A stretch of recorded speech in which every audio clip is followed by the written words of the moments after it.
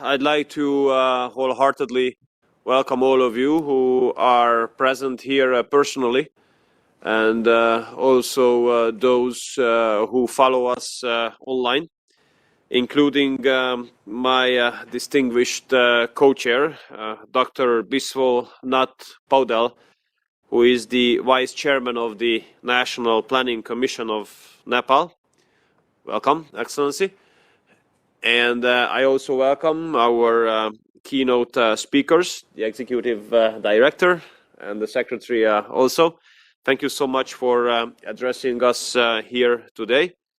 I call to order the fourth session of the Asia Pacific Regional Review meeting on the implementation of the Istanbul Programme of Action in preparation for the fifth United Nations Conference on the Least Developed Countries.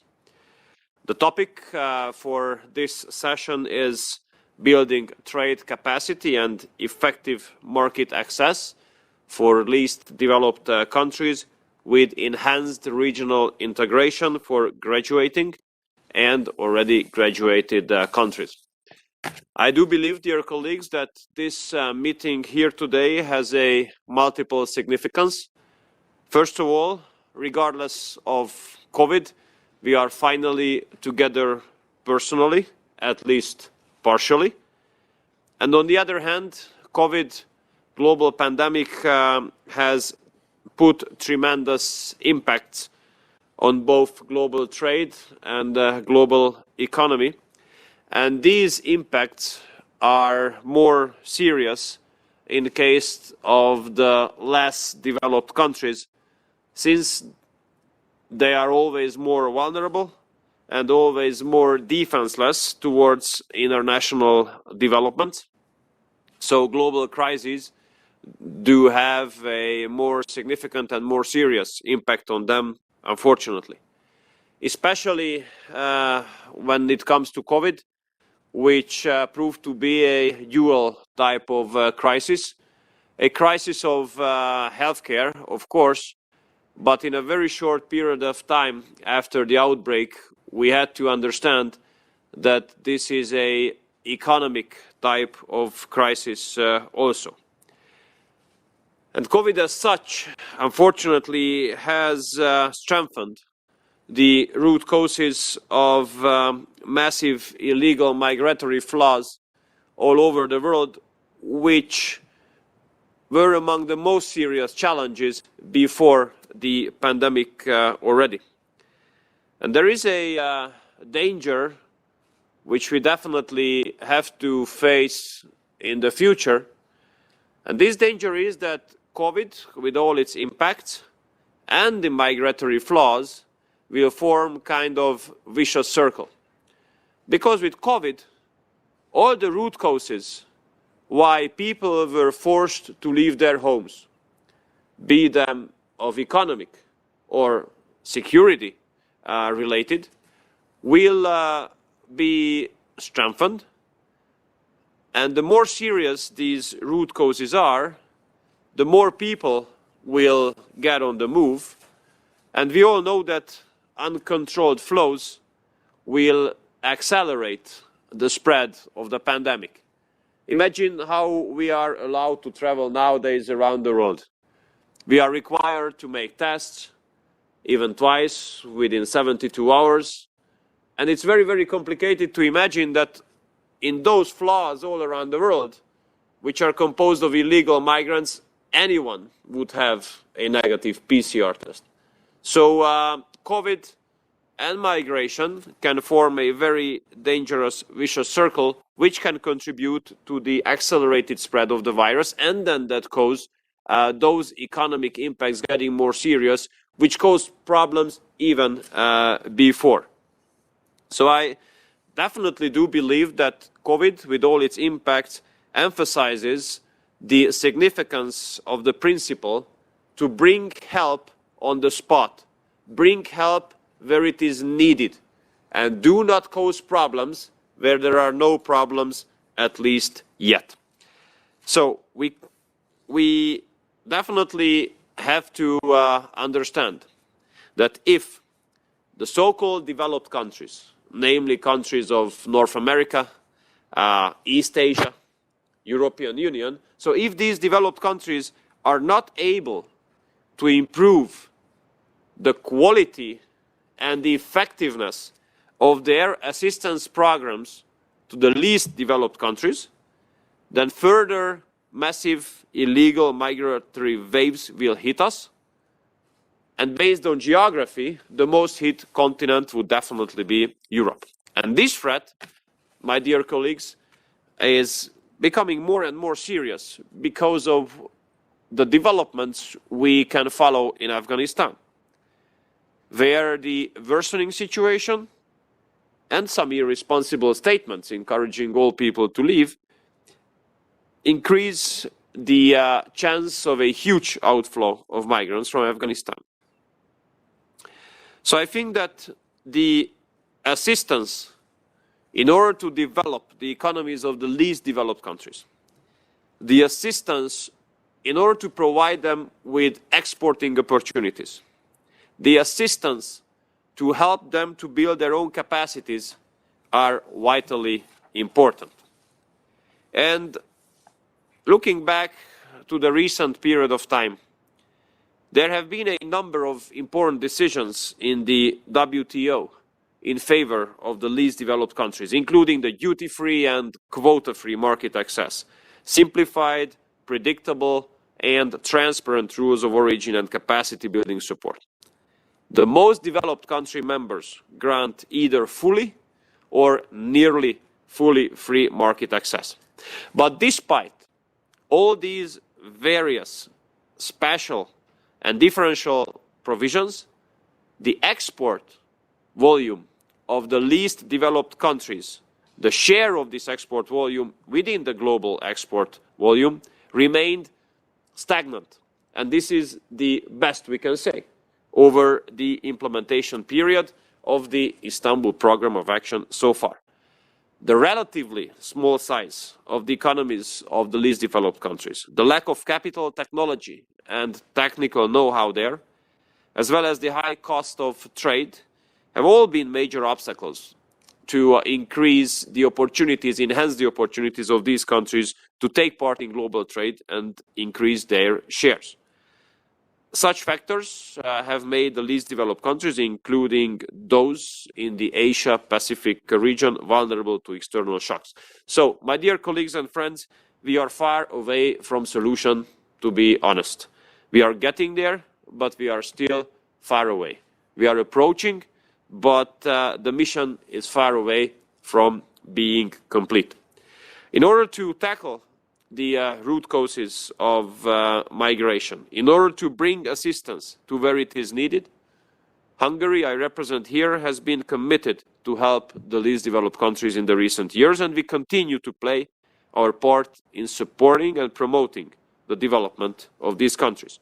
Reacting to the global pandemic, last year, 2020, Hungary has significantly increased its development cooperation, and last year our official development assistance amounted to more than $400 million, and we took part in 571 international projects. With this, we have not only reached but exceeded our target, which we have set for 2025, namely to reach a 0.25% of official development assistance per gross national income ratio. We were happy to take part in projects in 36 least developed countries, mainly on the fields of education and capacity building with our scholarship programs, on the field of water management, since we know that sanitation and hygienics is extremely important nowadays especially, and also agriculture. And we have contributed to the protective measures of these countries to be successful against COVID. 1.6 million jabs of vaccines have been donated by us. We are using 6 types of vaccines in Hungary, including Russian and Chinese vaccines, besides the Western ones, obviously, because we do not consider the issue of vaccination as a matter of ideology, but as a matter of saving lives. So, my dear colleagues, once again, I'm happy to welcome you either personally or virtually taking part on this event. Before I invite our co-chair from Nepal, we hope that Dr. Pudal is here with us. Yes, we can see him on the screen. I'd like to tell you that this is an interactive session with both virtual and in-person participation. So we look forward to receiving questions and remarks from both sides. Participants who wish to pose questions or make comments are invited to do so under the interactive discussions or in the chat function. If a delegation which is present here in the room is interested in participating in the discussion, please inform our secretariat. Our colleagues will assist you there. If you are participating virtually, then please raise your hand in a virtual way. You have a button which you have to click, and when you are given the floor, we will unmute your mic and then promote you the panelist role. And I would like to ask you to limit your interventions to 3 minutes. Before we are inviting our keynote speakers, the executive director and the secretary, I'd like to invite the co-chair of this meeting, Dr. Biswa Nath Pudal, the vice chairman of the National Planning Commission of Nepal, to deliver his opening remarks. Excellency, the floor is yours.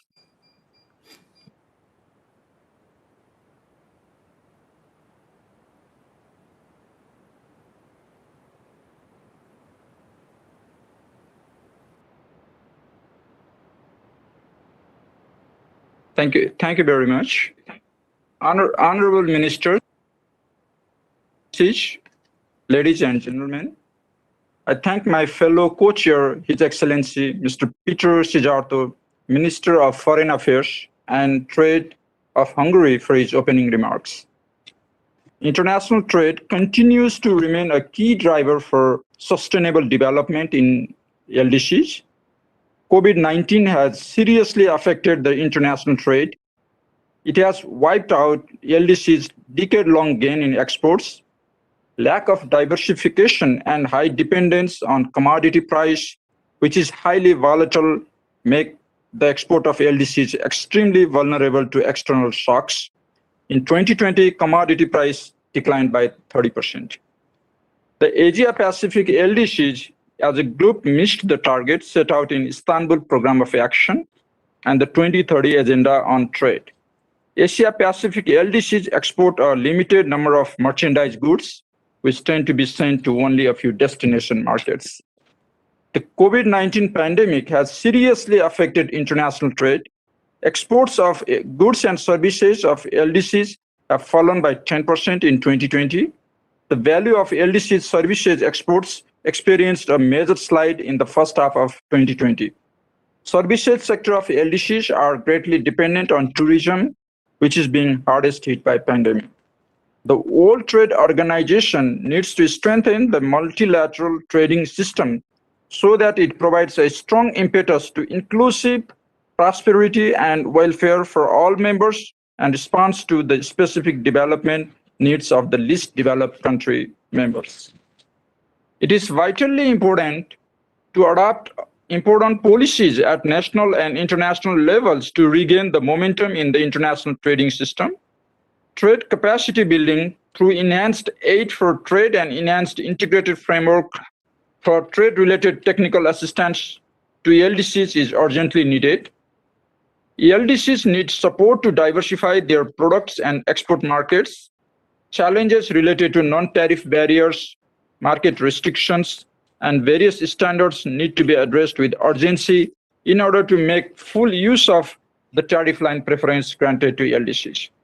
LDCs enjoy flexibility in the form of extended transition period under TRIPS agreement, especially under Article 66.1. There are also strong provisions of technology transfer to LDCs under TRIPS Article 66.2. Unfortunately, very little progress has been achieved in this field. LDCs are in urgent need to have access to modern and renewable technologies to recover from pandemic and achieve the SDGs. The e-commerce has huge potentials. During the pandemic, this sector has seen a major boom. Developed countries could use digital platforms to continue business during the lockdowns. Unfortunately, LDCs are yet to expand e-commerce due to the lack of ICT infrastructure and other logistic handicaps. They need support to build their e-commerce facilities and infrastructure. WTO trade facilitation agreement can play an important role to reduce trade costs and increase participation in global trade. Regional cooperation, trade integration, and transit cooperation can facilitate LDC's integration into global and regional trading system. However, LDCs need support to scale up sub-regional and regional cooperation, including export promotion. We also need greater commitment from all for regional integration in order to expand markets, to promote trade facilitation by implementing the agreement on trade facilitation of the World Trade Organization, cross-border infrastructure development, regional value chains, and regional cooperation, all of which will contribute to regional stability and progress. I thank you all for your attention. Over to you, my co-chair, Peter Sijarto.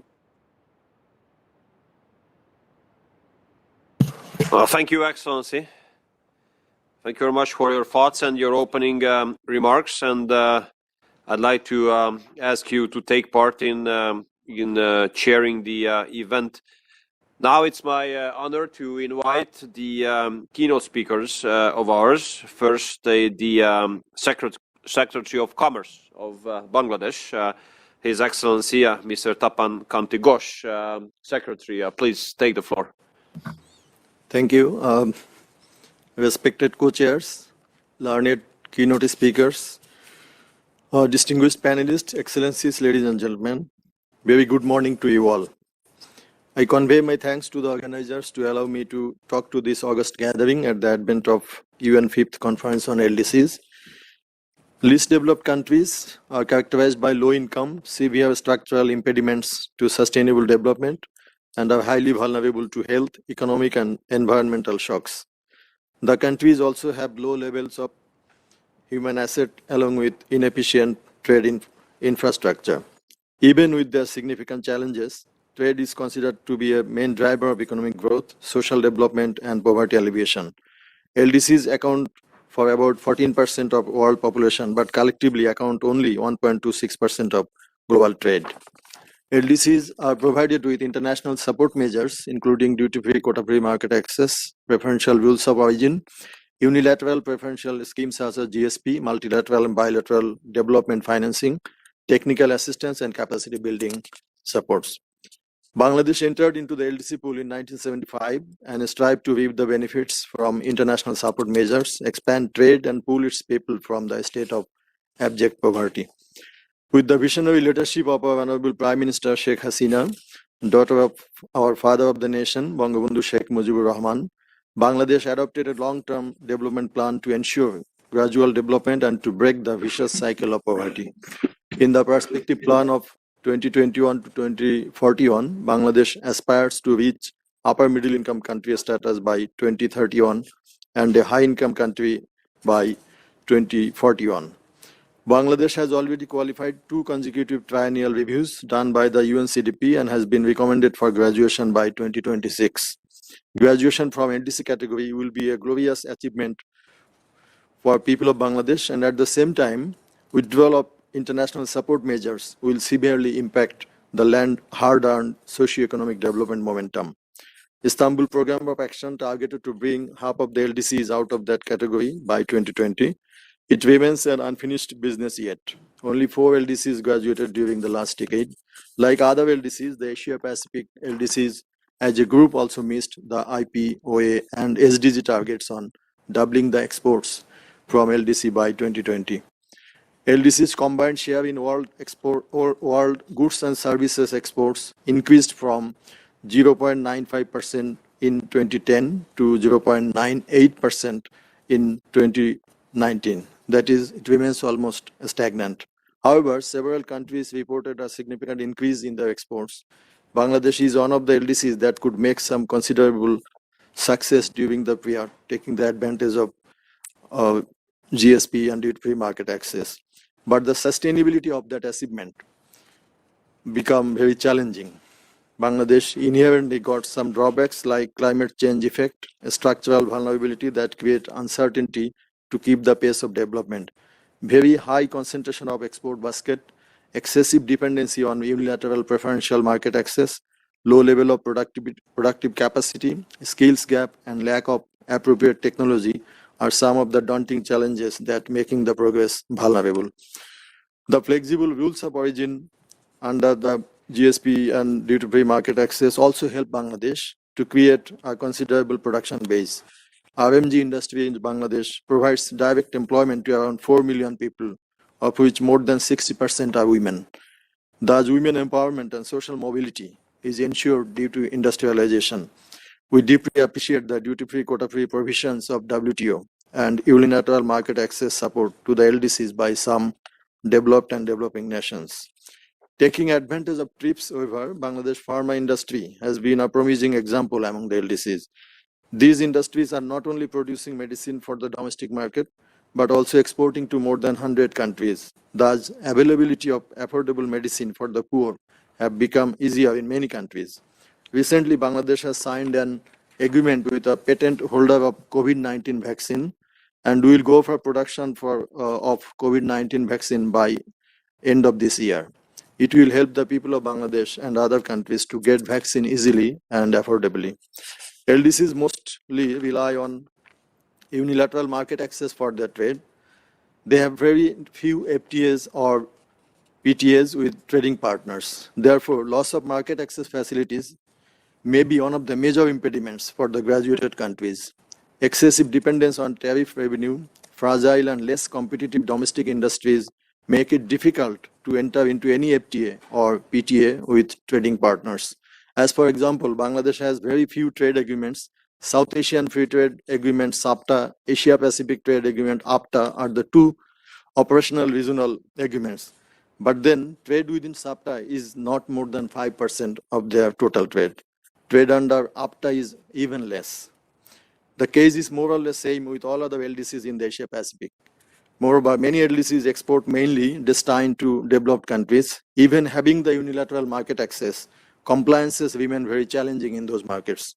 To retain the existing export markets through signing FTAs with developed countries will be very difficult, as they require many other issues like IPR, labor rights, good governance, stringent standards to be addressed. We all live in a world of COVID-19. While some of its impacts are evidential, but many more are yet to come. In 2020, while the global exports and imports plummeted on an average 7%, the LDCs are impacted the most, with a reduction of 10.3% of their merchandise trade. In such a situation, the role of the support measures, particularly during the LDC's post-graduation phase, would be of paramount importance. This would help them to graduate with momentum, to materialize their long-term development aspirations, including the achievement of SDGs. The UN agencies are also calling upon the development and trading partners of LDCs to retain these special treatment and support measures for certain years for a smooth transition of graduated countries. This smooth transition narrative has to be our guiding principle, both in international trade and development financing area, to build a renewed partnership with our development and trading partners. In this regard, we, along with the LDC group, tabled a proposal in the WTO requesting all existing trade-related support measures, including DFQF market access and TRIPS exemption for pharmaceutical product under the WTO system to extend for additional 12 years for all LDCs after graduation. Within the current dynamics of the WTO, the proposal is in different stages of negotiation. This is particularly crucial for LDC's smooth graduation.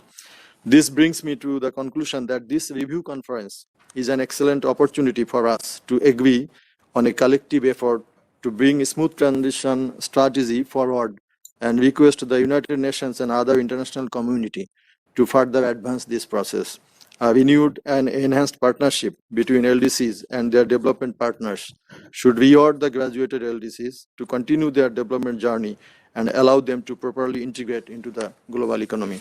Therefore, I believe the declaration of the upcoming 5th LDCs conference should prioritize a smooth graduation by incorporating the following.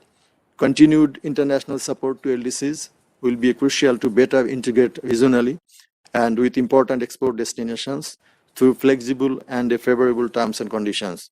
LDC Group's submission WT/GC/W/807 at the WTO to extend support measures and exemptions to LDCs after graduation should be considered with care and empathy by all the members of the WTO. Global partnership should be strengthened for better integration of the graduating and graduated LDCs into the global trading system for attainment of the SDGs and their respective long-term development goals. Thank you all for your patient hearing. Thank you very much. Thank you, Mr. Secretary. We are honored by the personal presence of the Executive Director of the International Trade Center, Ms. Pamela Koch Hamilton. I now hand over the floor to you. We are excited about your remarks. And with this, I hand over the chairing of the meeting to Dr. Pudel also. Thank you. Please. Thank you very much, Mr. Chairman, and thank you, Mr. Co-Chair, honorable guests, fellow panelists, ladies and gentlemen. It's my pleasure to join you at this important session on building trade capacity and ensuring effective market access. A few years ago, I had the privilege of building the trade capacity of Caribbean SIDS, including one LDC, Haiti, to gain access to the EU markets under the CARIFORUM EU Economic Partnership Agreement. During that time, I learned firsthand the importance of building capacity from the ground up and strengthening regional integration for trade to flourish in these countries. I believe that the architects of the Istanbul Program of Action wisely included trade as a priority area that deserves special attention. They saw the great potential of regional economic integration and cooperation in creating new opportunities for trade, investment, production, supply chains, and markets. Doubling the share of LDC's exports by 2020 was a bold but much needed target. This target can be achieved in the future, but it requires us putting our collective minds together and having a clear strategic roadmap to get there. We must first, however, empower MSMEs in LDCs to drive inclusive growth and prosperity that could accelerate their graduation and help graduated countries to continue an upward development trajectory. Today, I'd like to propose a few ideas I consider to be priority. The first is to strengthen productive capacities, including the development of circular economy schemes. Working in LDCs has taught us that they need partners capable of delivering hand-holding support that would lead to more sustainable trade, which is both good for the planet and good for and achieves prosperity. Secondly, we need to ensure economic diversification for long-term stability. This cannot succeed without the promotion of both domestic and foreign direct investments into value chains that have high potential for local value addition, exports, and job creation. Economic diversification will only be successful if climate change adaptation strategies and policies can help to mitigate against environmental vulnerabilities. This is particularly important for graduated SIDS, such as Vanuatu and Samoa, and for graduating countries like Sao Tome and Principe. Thirdly, we need to support connectivity through digitalization and e-commerce. E-commerce became even more essential for MSMEs during the pandemic to navigate disruptions and connect to new markets. We must work hard to ensure that MSMEs and LDCs benefit, thereby closing the digital divide. Fourthly, we need to enhance the regional integration process. For most Asian graduating LDCs, such as Bhutan and Nepal, trade is first intra-regional, as they have India, China, and to some extent Thailand as their main trading partners. For instance, in terms of merchandise exports, India accounts for 81% of Bhutan's exports and 56% of Nepal's exports.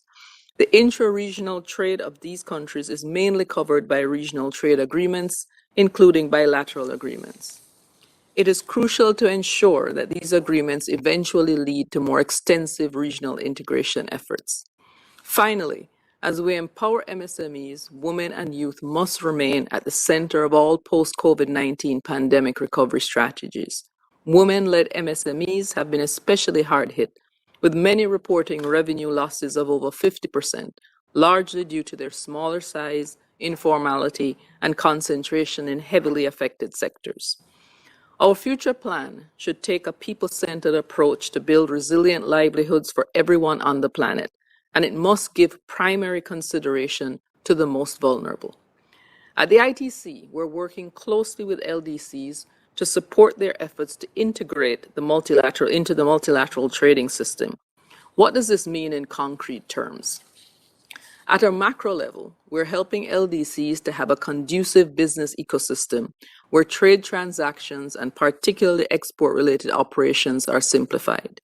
At a meso level, we're strengthening the operational capacities of business support organizations to provide an adequate portfolio of services to the private sector, particularly MSMEs, women, and youth. At a micro level, we're building the productive capacities of enterprises and entrepreneurs to become more competitive, increase their export performance, generate more business, and create decent jobs. We are aware that there's no silver bullet to succeed with the graduation process, so we commit to continuing our offer of tailor-made solutions at the country level. To conclude, I strongly recommend that the upcoming Doha Program of Action for LDCs places MSMEs at its center. Let's focus on concrete actions and measures to build resilience and competitiveness of LDC economies. This simply must be at the heart of the future program. This is how we will make the structural transformation of both graduating and graduated LDCs a reality. Thank you very much, Mr. Chairman. Madam Chair. Thanks.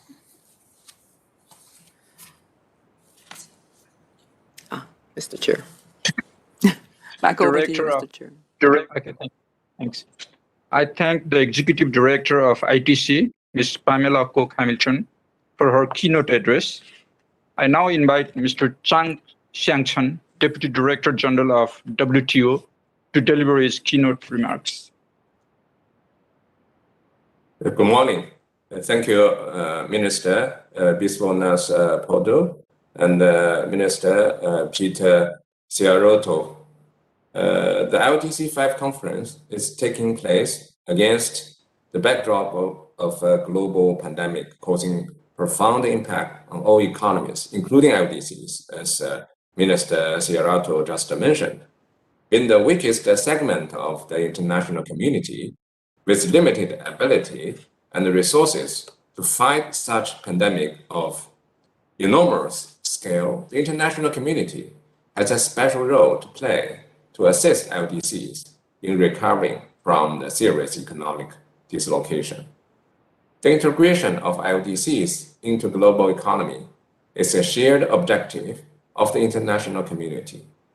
During the last decade, WTO has responded to the calls of Istanbul Program of Action and has taken a number of important decisions to help LDCs to improve their participation in global trade in goods and services. In addition to implementing the special and differential treatment of developing countries and LDCs in the WTO agreements, duty-free and quota-free market access, preferential rules of origin, and LDC services waiver has become household names. Important policy flexibilities have also been accorded, including the recent extension of transition period and the TRIPS to allow LDCs sufficient time to integrate the WTO rules and the disciplines. The WTO has also been helping LDC integrating into the global economy and trade by accepting more LDCs to the WTO family and building up their production and the trade capacity. In the meantime, trade landscape is continuously evolving, driven by technology and a host of other factors, such as production methods and the demand patterns. And the COVID-19 pandemic has dramatically led to the rise of a digital economy. All these are presenting new extraordinary challenges, in addition to the traditional ones for LDC's growth and development. The production base and export capacity in Asia-Pacific LDCs are better than other LDCs, yet they too have been badly hit by the pandemic. Major drivers of LDC export growth have seen the sharpest decline in the pandemic time, and the recovery remains fragile. The Asia-Pacific LDCs witnessed a 7% decline of their exports in 2020, and their share in world merchandise trade remains static at 0.45%. The challenges and the vulnerabilities of LDCs, including in Asia-Pacific region today, remain daunting. It is in this context the international community should continue and strengthen our efforts through cooperation to prepare LDCs to be fit for purpose for the 21st century. I wish to highlight three main points. First, the immediate priority is to have a strong global response to address the most pressing challenges of humankind in this century, to ensure widespread and equitable access of vaccine, including in LDCs, where the vaccination rate remains very low. WTO is collaborating with other institutions and all relevant stakeholders to ensure rapid production and distribution of vaccines. In addition, WTO members are having dedicated discussions aiming to have meaningful results at MC12, its ministerial conference later this year, to address the pandemic. Trade should remain essential in supporting economic recovery in all LDCs. Second, the remarkable socio-economic achievement made by LDCs in Asia-Pacific region have been significantly dented by an onslaught of COVID-19 pandemic. With the exception of a few, most LDCs in this region are on the graduation path. They will soon achieve an important milestone in their development journey, but new and unforeseen challenges have emerged. We have a role to play to sustain the development efforts of these LDCs. In the WTO, LDC graduation is receiving the attention of its highest decision-making body. WTO members are sympathetic to the concerns of graduating LDCs. There is an increased understanding on the problematic of graduating LDCs, with two in the secretariat are assisting the graduating LDCs to better comprehend the trade impact from graduation. An option they could explore to address some of the challenges.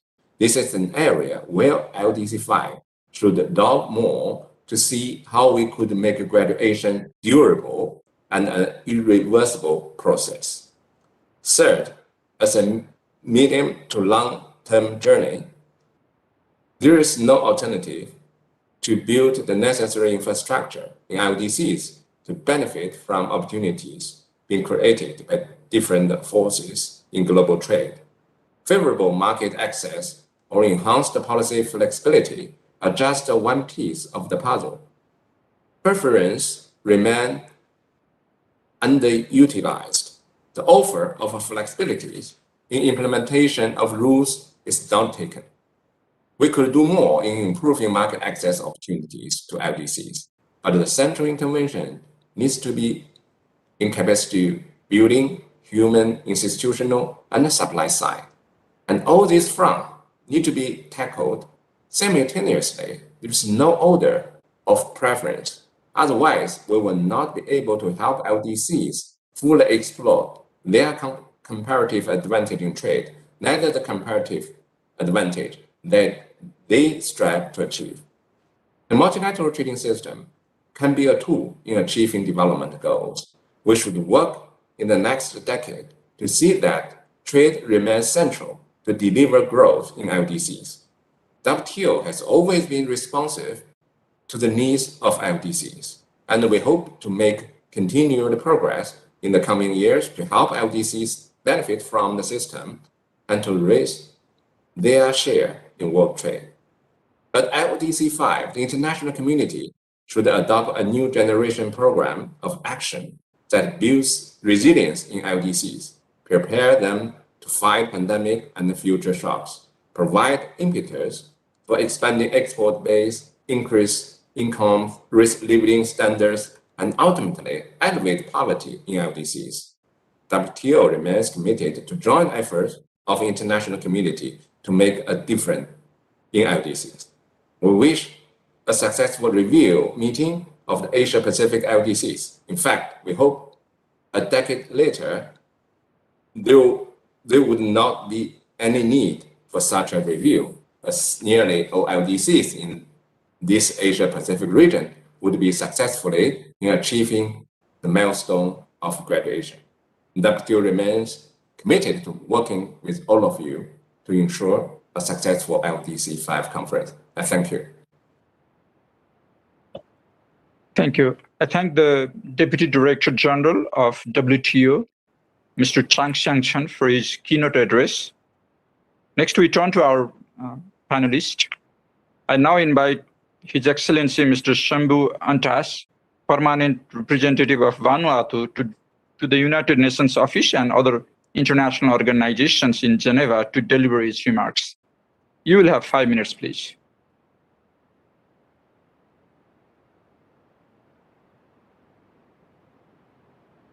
His Excellency. Thank you, Chair.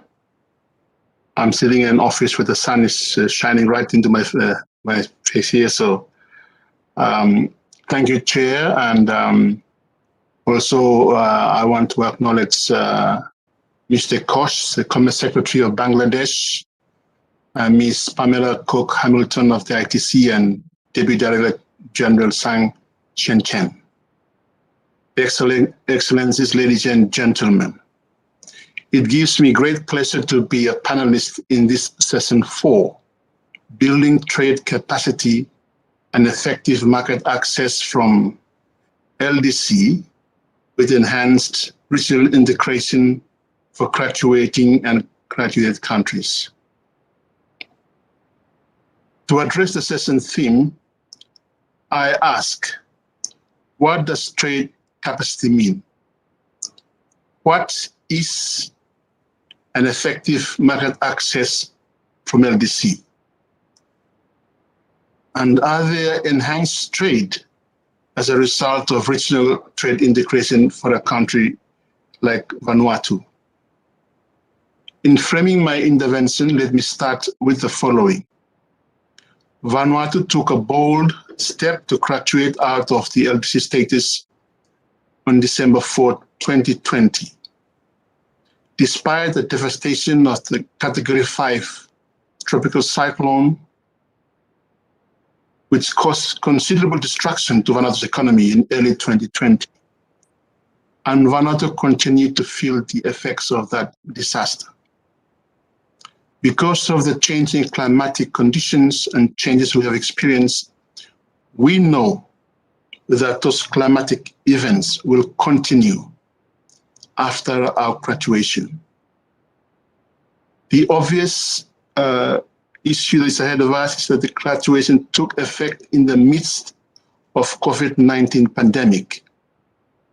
We accepted graduation because we believed it was the right thing to do, which propelled Vanuatu in a positive can-do attitude, and that today we will rise up and do all we can with courage, boldness, and determination to address and cope with the natural characteristic of our existence, and most importantly, the unique nature of COVID-19 pandemic that is still unraveling with no clear trajectory or end in sight. And in framing intervention, the third point I want to raise, Mr. Chair, is that despite risks through natural hazards such as cyclones, earthquakes, tsunamis, droughts, floods, volcanic eruptions, sea level rise, and the negative effects of climate change, Vanuatu experienced them all.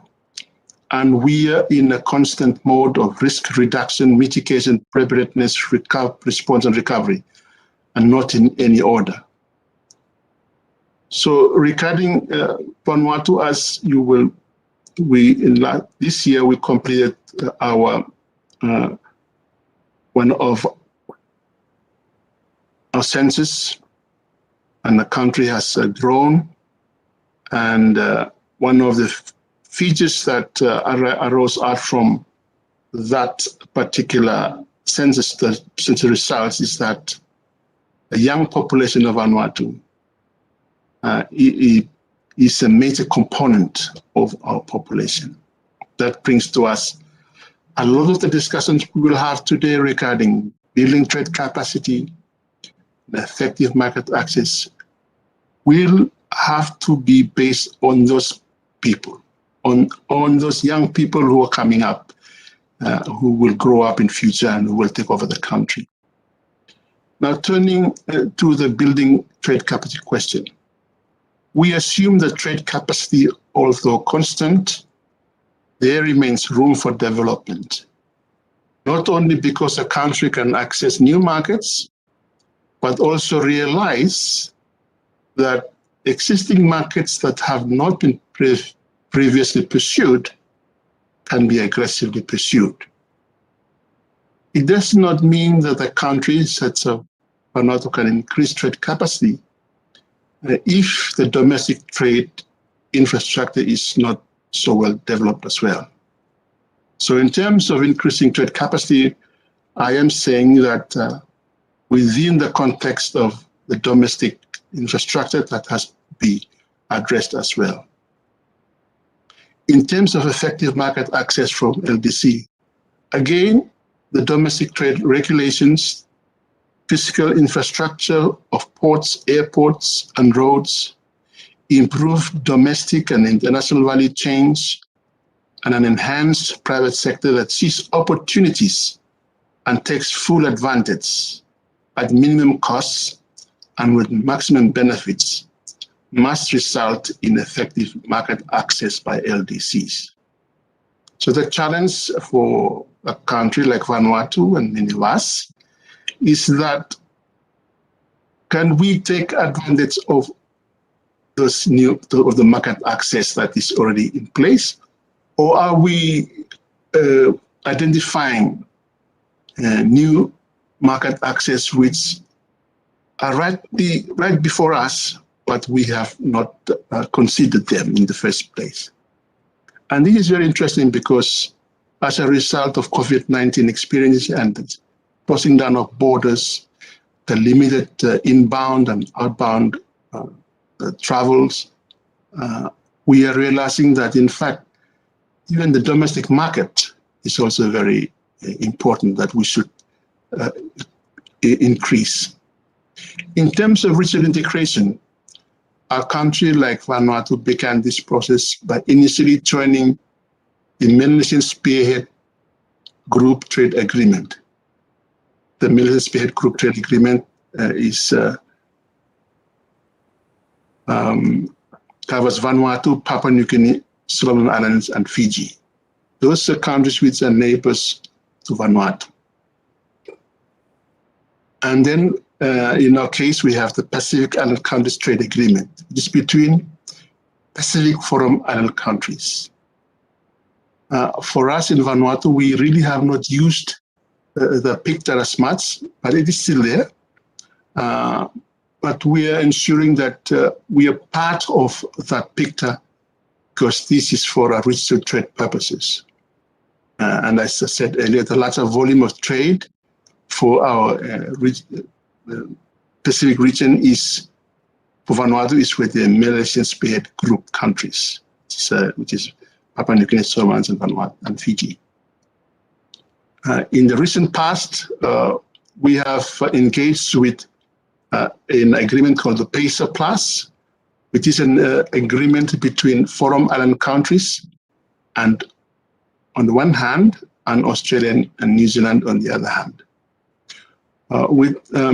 Although this is very important, we recognize the tariff preferences in Australia and New Zealand, that the tariff are continually being eroded because of their trade agreements with larger trading partners. In terms of regional integration, will trade increase because of regional integration? Our answer to that is yes. Yes, because it is not only concentrated on goods, but there is also a services element. And I will speak on the services element later on. Will trade increase? Exports and imports of goods by Vanuatu as a result of COVID-19 have declined. Somewhat of goods, I'm saying. The trade in services appear to have grown. We do not yet have figures that I can share with you, but it seems to us that trade in services have grown. In GDP terms, the transport sector, which includes airline travel, includes tourism, has also declined. There is an increased attention in Vanuatu to the productive sector and domestic trade, and a huge campaign for the local population to refocus on that sector, on the agriculture, fisheries, forestry, and on the livestock sector, in which 70% of the population of Vanuatu who live in the rural areas are dependent on the sectors for their livelihoods. Other considerations from regional integration. When we see the results of some of the commitments that Vanuatu has engaged in a regional integration program, we see that there is, and I think this is something that other countries have already gone through, but we are in our early stages. We are a young country, and the export of labor from PESA Plus and remittances, this has increased with new labor schemes offered to countries like Vanuatu by Australia and New Zealand. And these schemes are also extended to our friends Timor-Leste. So despite the COVID-19, we are seeing an increase of this labor. As soon as Australians and New Zealanders are not engaging in some of the work that is available in their countries, then we see exports of labor to address the labor shortages that are happening in those countries. So I think this is a new dimension of our trade, our labor exports, which is very interesting. And other consideration for regional integration program is regarding the MSMEs, which as a result of COVID-19 that we're seeing now, they seem to be growing. They engaged in new export opportunities for goods. We're seeing MSMEs growing in new services, in an increasing e-commerce, taking advantage of connectivity and ICT developments. And we're very happy with that. And we think that is something that regional integration, the measures that are taking place are being, we're seeing the good results of that. And also with respect to women-led MSMEs. And in our region, in the Pacific region, that area of MSMEs led by women is growing as well, which is very, very pleasing to see. The other issue that I wish to raise is with respect to aid for trade, because we're trying to build capacity. Aid for trade needs to build capacity and to take advantage of market access. The aid for trade needs are great, but they must be directed to where the priority needs are. And aid for trade, we say, are building blocks to increasing domestic. In terms of services also, We are seeing the decline in the transport sector, as I have already alluded to. The export of our tourism services has substantially declined, so the Vanuatu government has turned to encouraging domestic tourism with nationally led initiatives to domestic consumption of tourism services in Vanuatu. Because Vanuatu is so far away from other external markets, turning to increasing a domestic economy is something that the government has focused, increased campaign to ensure that continues so that our businesses are not affected. It has helped a bit, but obviously it has not solved the problem unless we increase our access to our export markets.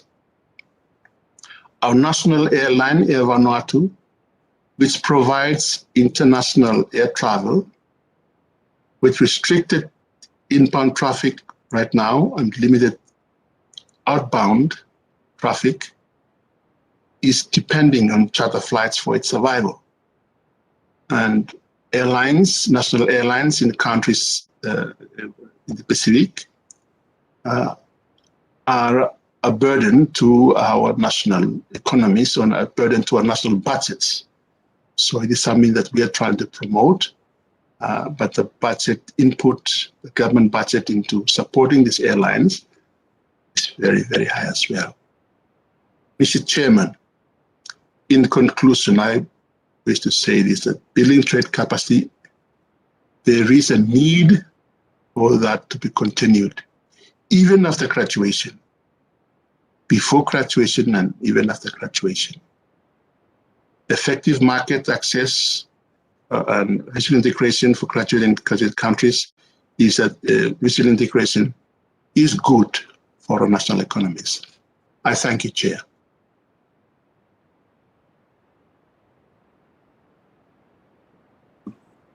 I thank His Excellency Mr. Sambiu Antas for his statement.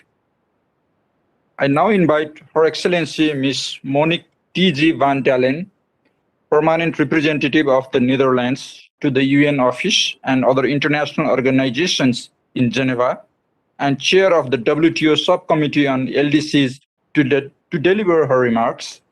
You will have 5 minutes, please. Thank you very much, Chair.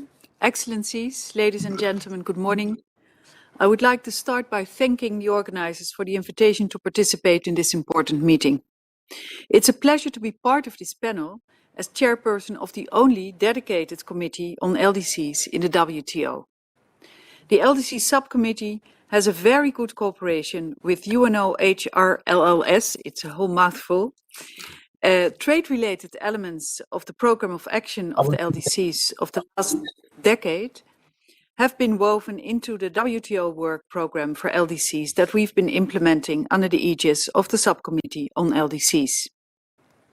And although my duty in Geneva will come to an end by the end of this month, I'm sure the cooperation will continue to play an important role in advancing the common goal of integrating LDCs into global trade. As all speakers have mentioned, LDC 5 is taking place amidst the COVID-19 pandemic. COVID-19 has brought extraordinary challenges. The LDCs, being the most vulnerable segment of the international community, have less means to fight this pandemic and to sustain their development efforts. Strong global collaborative efforts are required now more than ever before. This review meeting, especially for Asia-Pacific LDCs, offers an excellent opportunity to identify the support measures and strategies that can help LDCs become stronger and resilient in the coming decades. In light of my experience in WTO discussions, as well as my association with development work, I wish to share with you 3 key points. First, trade has proven to be a force for growth and development. Over the past 30 years, before the outbreak of COVID-19, economic growth, largely driven by trade, has helped to lift over 1 billion people out of poverty. So trade needs to play a decisive role in post-pandemic recovery to deliver growth in LDCs. I see opportunities in trade facilitation and digital trade. Implementing the trade facilitation agreement is key. We've seen the importance of trade continuity during the pandemic to ensure food security and access to essential medical goods and services. And I'm very pleased to see all WTO members working hard to further accelerate the TFA implementation and support the LDCs in their need to implement the TFA. Another opportunity to benefit from trade can be found in digital trade. The importance of digitalization has grown exponentially over the last decades. The expansion of the digital economy has created enormous opportunities for developing countries and vulnerable groups to access new markets and to help improve economic and social outcomes. And now, with the current pandemic, the importance has accelerated even more. We've seen an enormous jump forward in LDCs in terms of digitalization. In this period of lockdowns and restrictions, digital trade and digital platforms are more than ever essential for our economies and societies. Nevertheless, digitalization also brings new challenges. We should be mindful of the differences in technical advancement, both between and within countries. There is a clear need to update the WTO rulebook and adopt specific rules that govern digital trade. Among other things, rules on consumer protection, e-signatures, and the protection of personal data. I therefore highly recommend LDCs to join the GSI negotiations on e-commerce. Second, LDCs enjoy special status in WTO.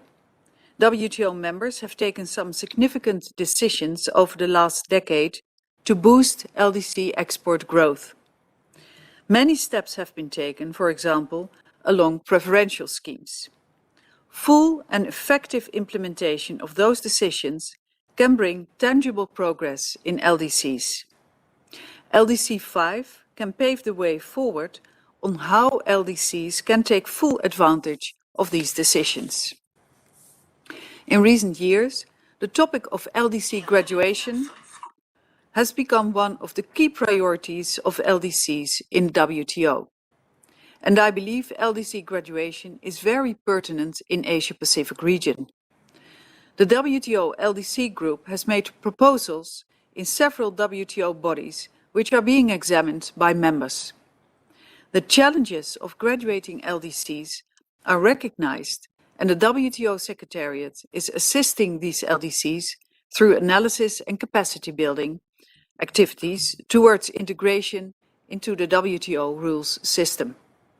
This brings me to my third point. Building trade capacity is a continuous process.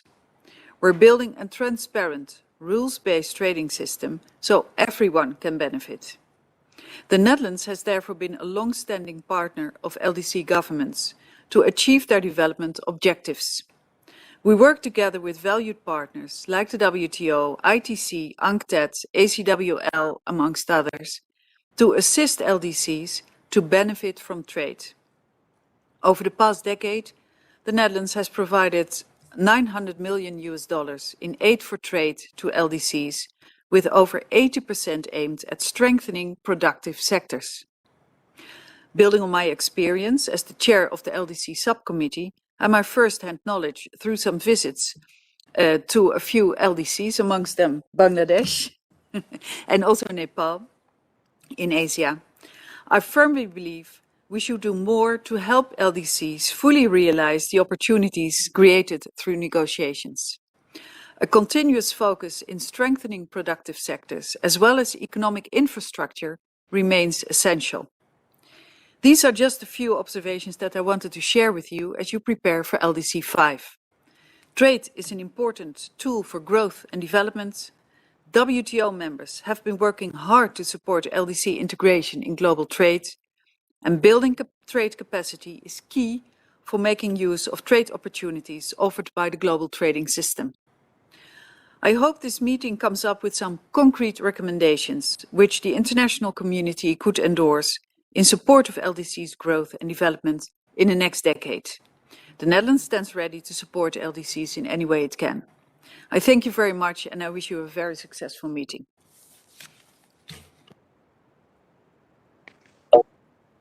I thank Her Excellency Ms. Monique T.G. van Dalen for her remarks.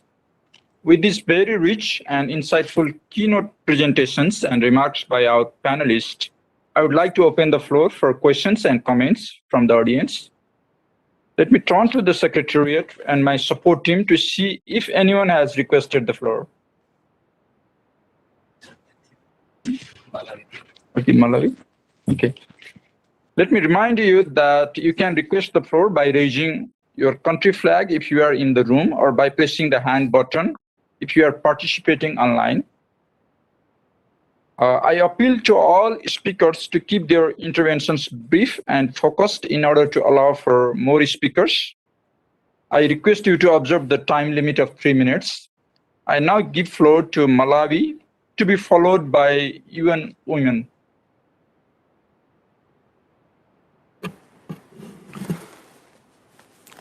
Thank you very much, Co-Chair.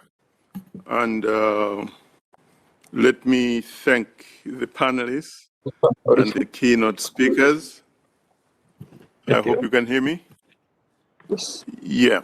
Let me begin by thanking the keynote speakers and panelists for their insightful presentations.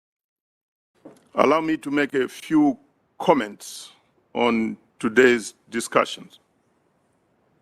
Trade, as we all are aware, is an essential factor in the process of domestic resource mobilization, owing to the forex and other finances and resources it provides through exports. It also presents a foundation through value addition to enhance productive capacity, as well as investment marketability, among others. We remain committed and supportive to a universal, rule-based, open, transparent, predictable, inclusive, and equitable multilateral trading system under the WTO. And I'm very glad that we have you, Madam, representing us in the WTO. And I hope after you leave in a month's time, you said? In a month's time, we will have a replacement as dynamic as you have been in there. And thank you for your contributions to the LDC cause. However, it is worth noting that trade is one of the areas with limited and mixed progress coming out of Istanbul Plan of Action, heading into the Doha. The Sustainable Development Goals target of doubling LDC's share of global exports, we did not achieve that. To 2%, we are actually hovering around 1%. And sad that as of 2019, the share was even less than what it was in 2011. Yeah, and this is sad. And we hope that going forward in the new program of action and through the support of institutions like WTO, ITC, UNCTAD, and all our partners, the EU and everybody, we will change this narrative. COVID has only worsened the situation. Preliminary evidence suggests that in 2020, the value of global services trade was down 40% year on year. Micro, small, and medium-sized enterprises have been adversely impacted by the pandemic. In the same context, merchandise exports of LDCs fell by 10.3%, against the global average decline of 7.7% in 2020. The 2020 UNCTAD report on LDCs projected up to 40% reduction in direct foreign investment in LDC. This will surely affect the performance of trade and makes the need for capacity building a lot more important now. SMEs in LDCs lack capacity to attract investments through blended financing. This is why only 6% of blended finance has gone to LDCs. The bulk of illicit financial flows from LDCs are trade-related by way of tax evasion, non-declaration or forced declaration of profits, transfer pricing, etc. Capacity building should cover these areas as well for LDC governments to help them fight trade-related illicit financial flows. There's been talk of digitization, and we note with regret that the digital divide is increasing instead of it going down, and the pandemic has made it even more. We should insist in our next program of action for this to be reversed. And capacity building, again, is vital in this area. The great potential in e-commerce has been mentioned here. We have not harnessed this potential fully because of lack of capacity. And again, the need for capacity building. There's been mention of aid for trade. Between 2011 to 2019, over 100 billion US dollars have been disbursed in aid for trade to support LDCs, and 61% of that has gone to infrastructure, building capacity, productive capacity, 38%, and enhancing trade policy and regulations, 2%. However, after peaking at 20 billion in 2018, aid for trade commitments to LDCs fell by 19% in 2019.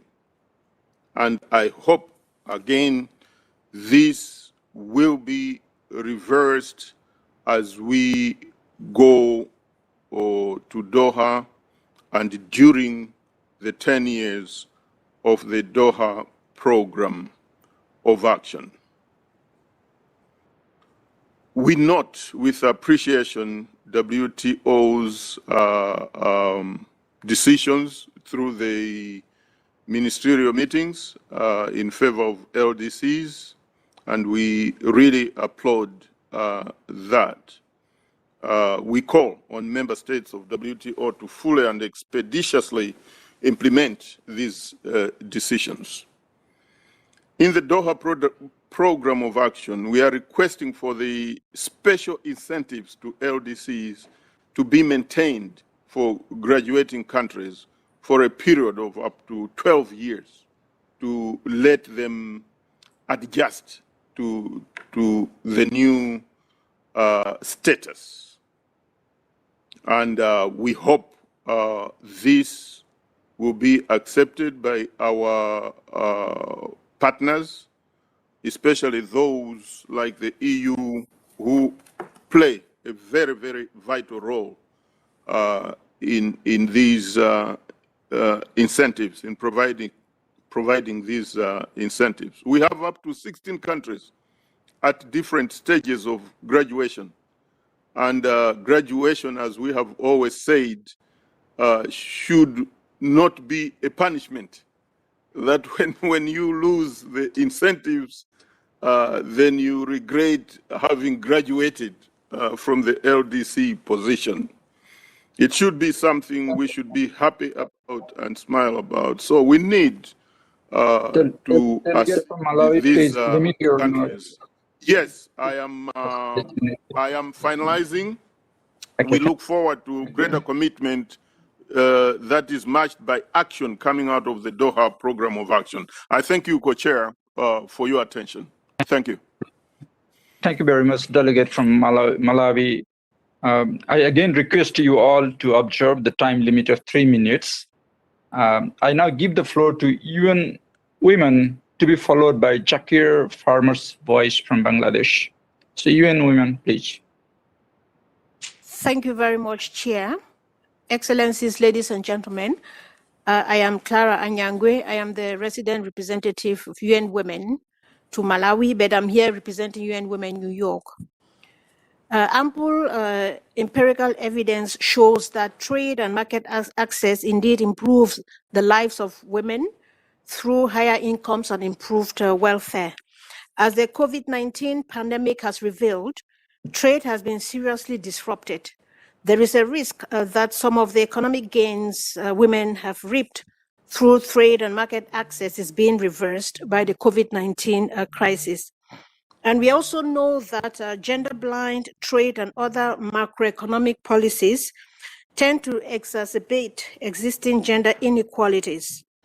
Looking at the changing nature of trade, I have two really short questions.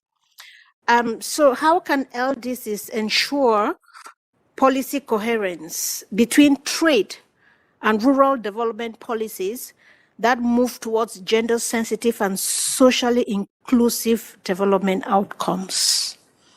And my last question is, what is being done to ensure that trade and market access positively impact economically active yet resource-poor women beyond the efforts of individual LDCs, but through regional blocks, so that we can leverage the benefits of regional integration? Thank you.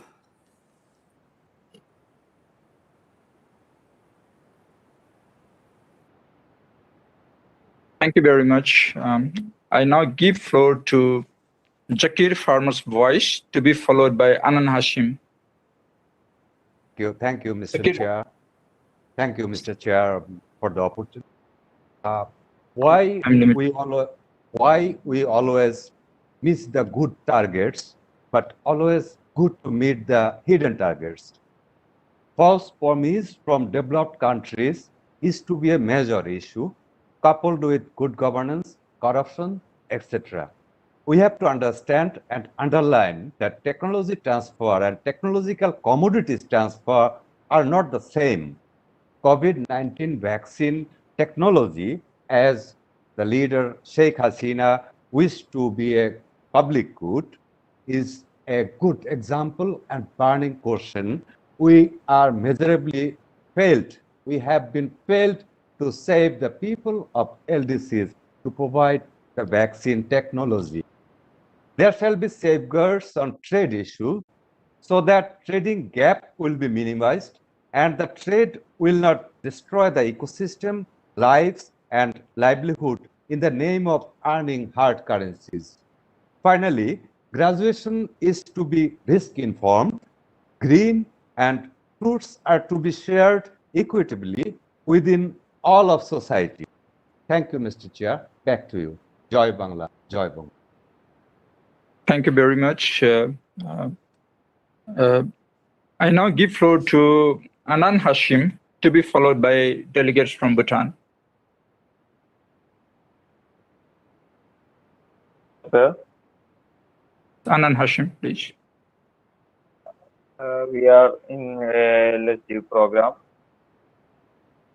LDS program. Sir, I am saying that nowadays the COVID-19 in every country we are taking the vaccination in very properly, but there is a main issue. We are raising the problem that trading issue. In many businessmen are trying to take a trade in different countries, but there is a issue is facing. Much of the countries there is no have proper vaccine. which is has been signed by Oxford University. For an example, in my country, there is a vaccination, Covaxin. It is facing a big problem that who are trying to overseeing, they can't go to there because the reason is the Oxford University never gave permission for this vaccination.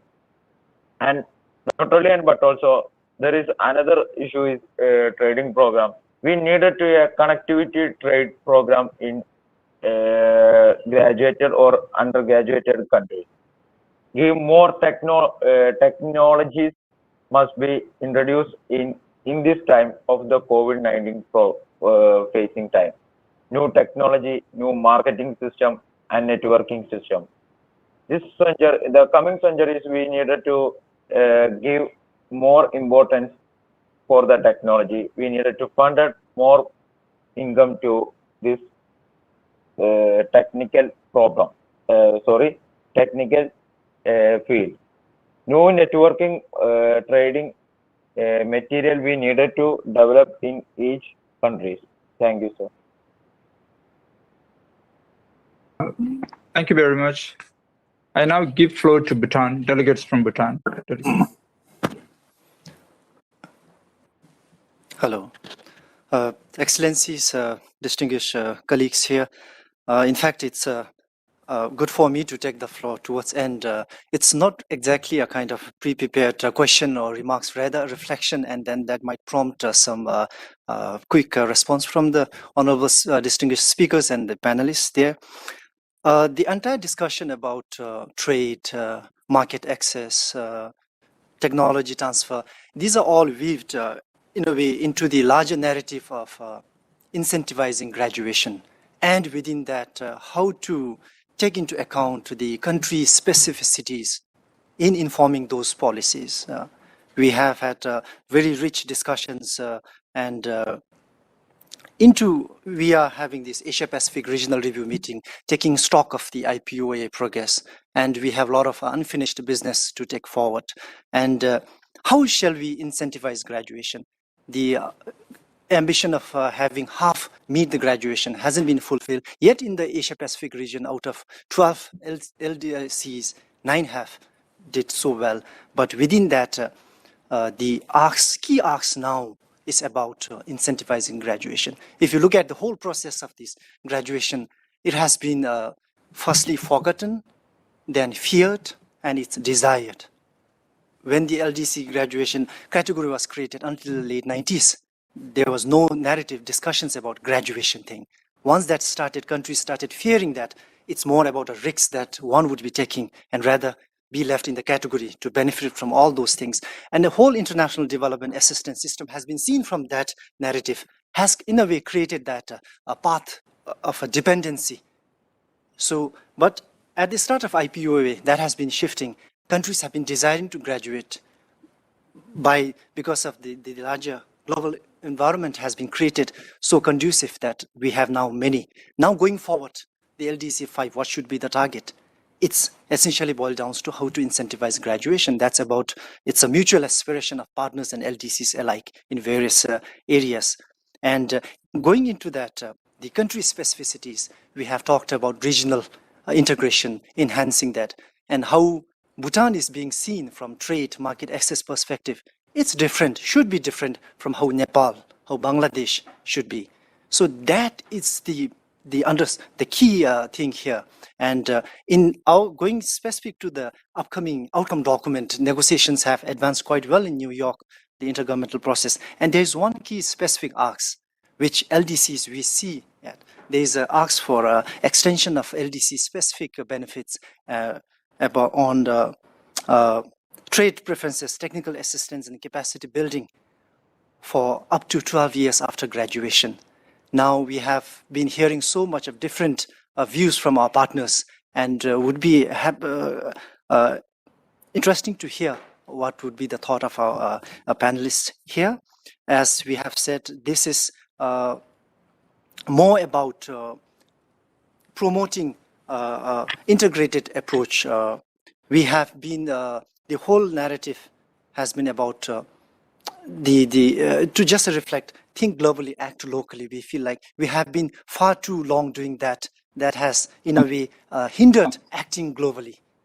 So it's a time to reverse. All the trends have been showing how to promote that there's a more of a silo thinking approach that has led to a development pathways that are no longer sustainable. So how to change the narrative.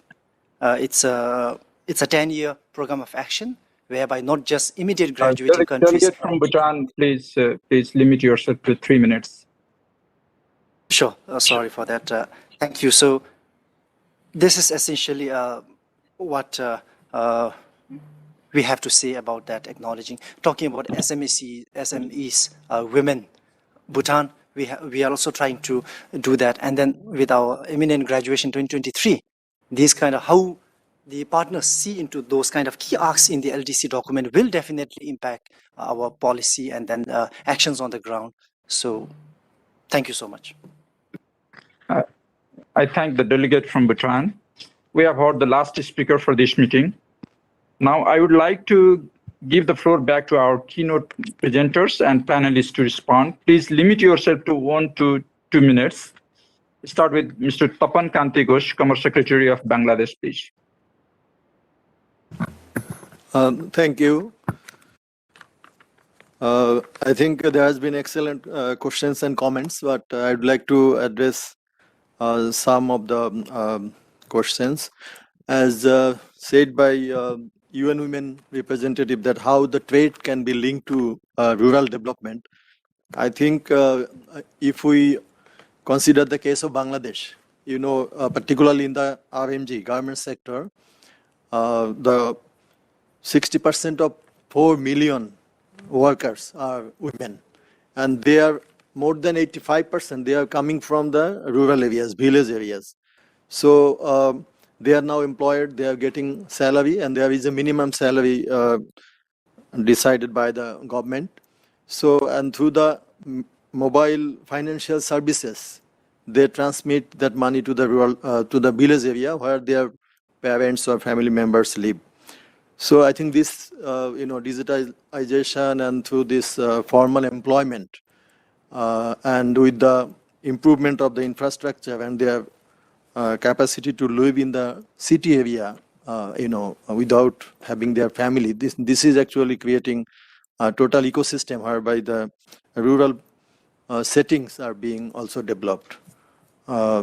So this is an example, but in other areas also, in export processing zones in Bangladesh, you will see hundreds of thousands of women are working. So it is not only trade, but also allowing the women to become capable of working in the factories, like with the education, with health, and the social, inclusiveness and all this. It also works. The market access and productive capacity. I think there has been a question whether developed countries give false promises and it is not made. I think if we see particularly the European Union's EBA facility for the LDC countries, I think it has been a great success. And in Bangladesh, the Cambodia, and also some other countries in Africa, they have been able to really reap the benefit under the system. Because if you have to compare with the developing countries, who are a big competitor of these, countries like Bangladesh and Cambodia, we get normally 10% tariff benefit in entering the EU market. So this gives a very cushion to compete with those countries, because there are some other stringent conditions also, like standard, then labor issue and other. But if you at least have 10% margin in tariff, then you can survive. And that's why I think these are not false promises, but of course, at the same time, the local industry has to be competitive, and with enabling environment and also other incentives provided by the government, that also leads to taking the market access that has been granted by developed countries. So I think I can limit here. Maybe if some other comments, or maybe some panelists can respond. Thank you. Thank you, Mr. Tapan Kanti Ghosh. I give floor to Ms. Pamela Cook Hamilton, Executive Director of International Trade Center, to respond to some of the questions. Thank you, Mr. Chairman. And let me take this opportunity to thank the distinguished ambassadors and delegates for their comments and questions. Malawi did not necessarily raise a question, but you raised some very critical points that I just wanted to comment on. One of them has to do with the issue of capacity building. And I do underscore the fact that this is critical. It is critical because no amount of investment is going to work very well unless there's a capacity on the ground to actually execute. And that is critical in terms of overall long-term sustainable development. And I think that is critical. The second issue about the 12-year extension, I support it wholeheartedly. I think it is important, but that in and of itself, once again, will not achieve the objective that we're seeking, which was the doubling of exports by 2020. I think there has to be a holistic, clear, targeted program of action coming out of Doha that charts how do we achieve this objective? What are the mechanisms that need to be put in place? What are the investments? What are the capacity building issues? What are the technology transfer issues? All the various elements that go into actually making that 12-year extension worthwhile. I've been involved in many negotiations over the years. Coming from a small island country, one of the things we always did was ask for, longer time frames for phase out, extra time. It's a wonderful panacea in trade agreements, but generally speaking, never utilized. Why? Because the mechanisms are never in place to actually make them work. So I think that that's important. On UN Women, thank you for your very important questions. The first issue on improving women's access and looking at rural development. One of the things that we have, as you know, is the She Trades program, and we have sought to implement that in a very holistic and also on the ground manner. So we're there, we're working with MSMEs, women-owned businesses.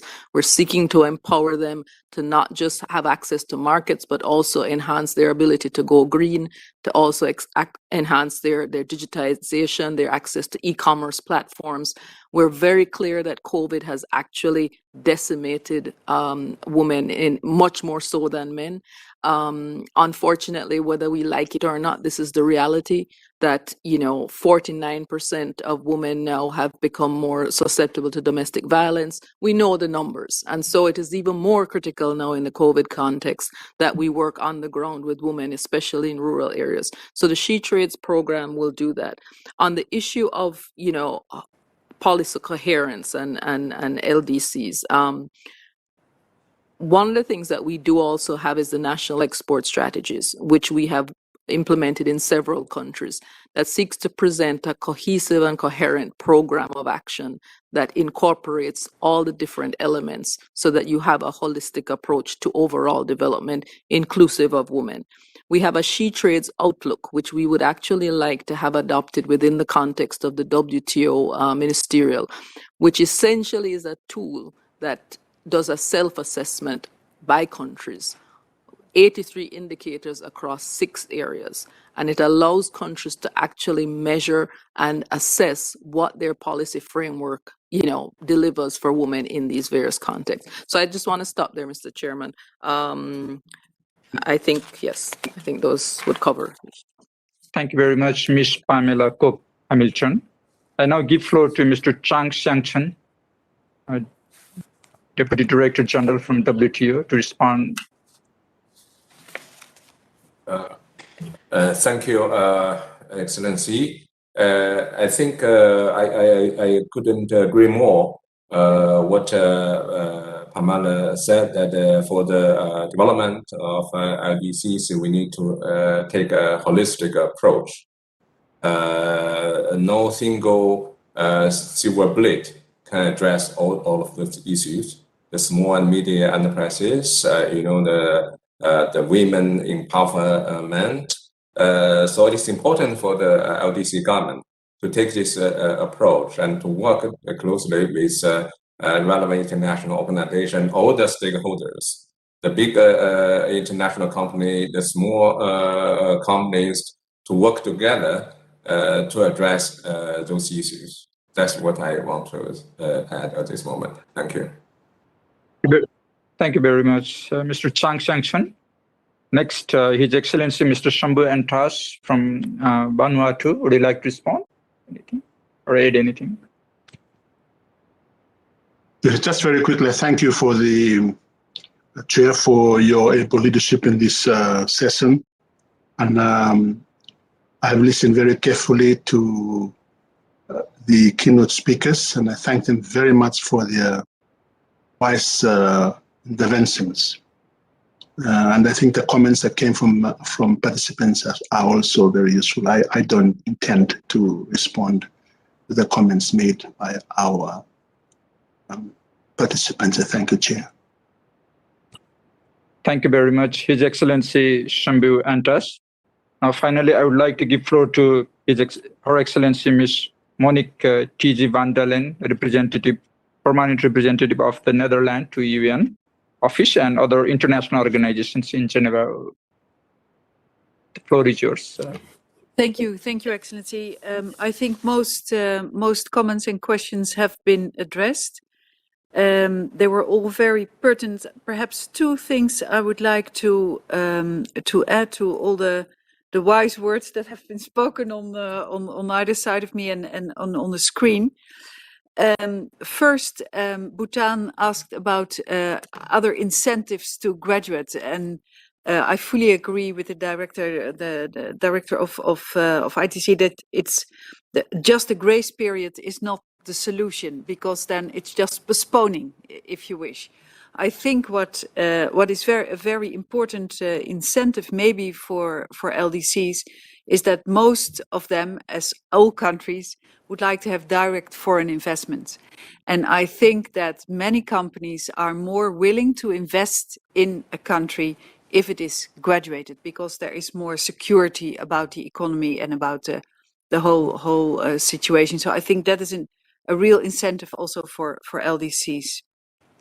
Secondly, you mentioned also She Trades, which is a very important program. Of course, it started at the MC11, and we hope to get it continuing with our ministers in MC12. So I think it is a very important program for all women that are trying to get on the trading ladder, if you wish, or reinforce their position there. And perhaps the last point, I think it was also from Bhutan, that you need country-specific help for graduating. And I think that is exactly what the WTO Secretariat is doing, because for all LDCs that are willing to graduate, and for all the LDCs in general, there is a special unit in a special department in WTO, including for every graduating LDC a kind of support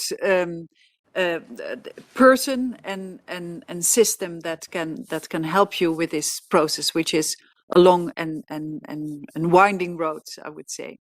But I still think that graduation is a really important step towards becoming a full member of the trading world. So thank you very much. Thank you very much, Her Excellency Ms. Monique T.G. van der Len. I thank all the keynote speakers and panelists for their thoughtful remarks. Excellencies, distinguished delegates, we have had a very insightful and enriching discussions on trade and how international trade can serve as a locomotive for sustainable development and structural transformation. I will not try to summarize such an informative discussion today. The Secretariat will prepare a formal summary of the discussion and share with all of us in due course. I'm confident that the proposals and recommendations that came up in today's discussions will see reflection in the revised draft outcome document that the permanent representative of Bangladesh to United Nations, Ambassador Rabah Fatima, and the permanent representative of Canada, Ambassador Bob Ray, are expected to issue shortly. Before adjourning the meeting, may I request whether Secretariat has any housekeeping announcement? I give the floor to Secretariat. Honorable Vice Chairman and Co-Chair of this session, the next session will start at 11:10 a.m. as per our schedule in this room in the same format, hybrid format. We will use a different online platform which is called Interprify. The link is shared in the chat box and also available in our website. I look forward to seeing all of you in this room and our online platform for the next session. Thank you. Thank you, Secretariat. I would request the distinguished delegates to leave the hall while maintaining physical distancing. I thank you for your cooperation. The meeting is adjourned.